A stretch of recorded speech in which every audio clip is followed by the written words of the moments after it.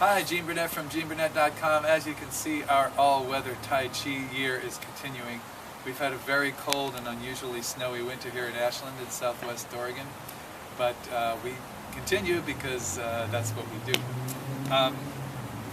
So I wanted to talk a little bit today about how Tai Chi can help you restrain your extremes or bring in extremes. Sometimes when I'm teaching Tai Chi, it seems like what I'm doing is taking away what's not Tai Chi, what's not unforced balance, and what's left is Tai Chi, or at least it's a lot harder to not do Tai Chi when you remove the extremes.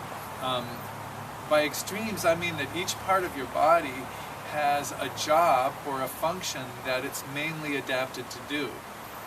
If that part of the body goes to an extreme, the extreme part of its range of motion, for instance, then some other part of the body has to compensate and do the job of the part that's gone to an extreme. So an easy example is the knees largely act as the shock absorber for the body, right? So see, that absorbs the shock. Now what happens if I hyperextend my knees?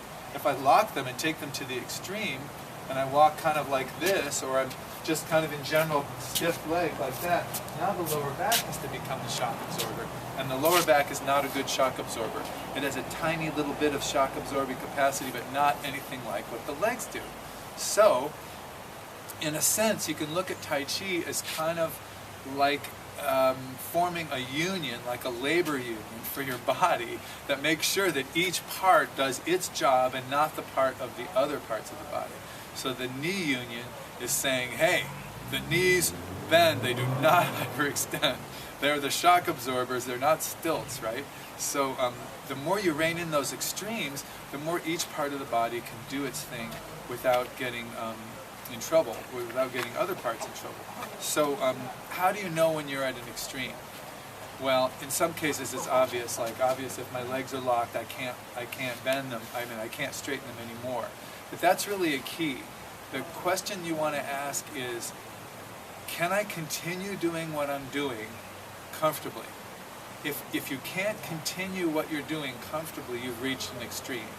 And when you reach the extreme, when you reach that edge, you are in danger of injury and you are losing your balance. Even the Tao Te Ching, a very old book, says a man on his tiptoes is not stable. So, a simple rule that you can apply, and you can apply this to every area in your life, but particularly to your Tai Chi forms and to your exercises and just to your daily life is, can I continue doing what I'm doing now comfortably? The operative word is comfortably. If not, you've reached an extreme, rein it in. In other words, if you're doing a Tai Chi form and you're going to sink, okay? So, sink. There's going to be a point where you cannot sink anymore comfortably. There'll be a point where it's like, I can sink more, but it's not comfortable anymore. That's too far. So I want to stay, in a sense, above that place. So for me, it's kind of around here. I can still go comfortably a little further. Good. You should always have a little bit of comfort room. At least the way I do Tai Chi and the way I like to think of it.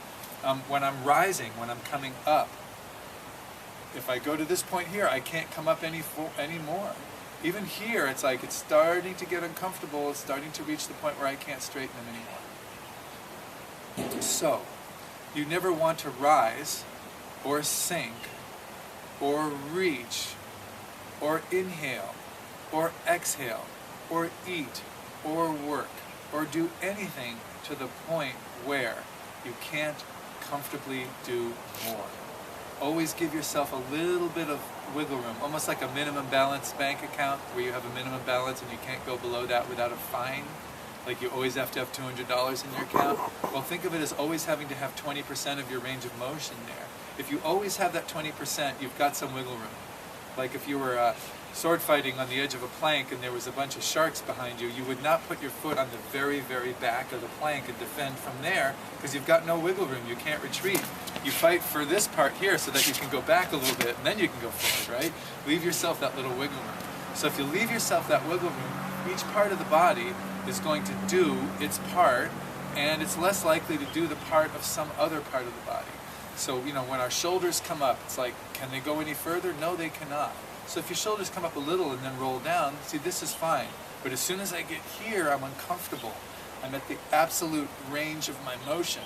So it's a great principle to apply. As you rein in these extremes, everything will be closer to Tai Chi. So if you're in a like a Tai Chi stance, for instance, ask yourself, can I sink a little bit comfortably? Good. Can I rise a little bit comfortably? Good.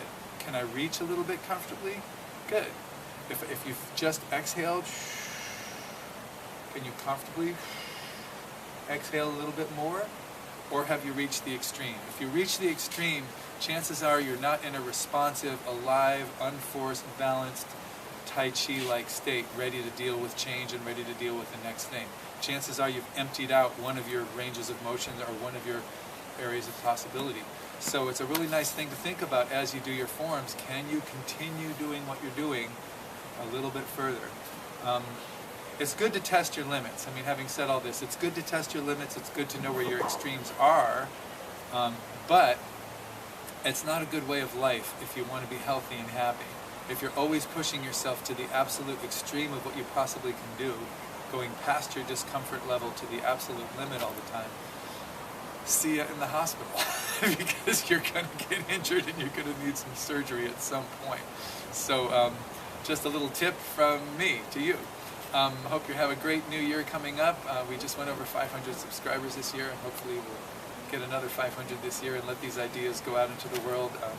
I don't really make much money from doing these videos. I mainly just want to share these ideas in case they resonate with anybody and can help people be a little bit more balanced, because the more balanced we are, the happier and healthier our whole country is and the world is, and the better place it is for everybody.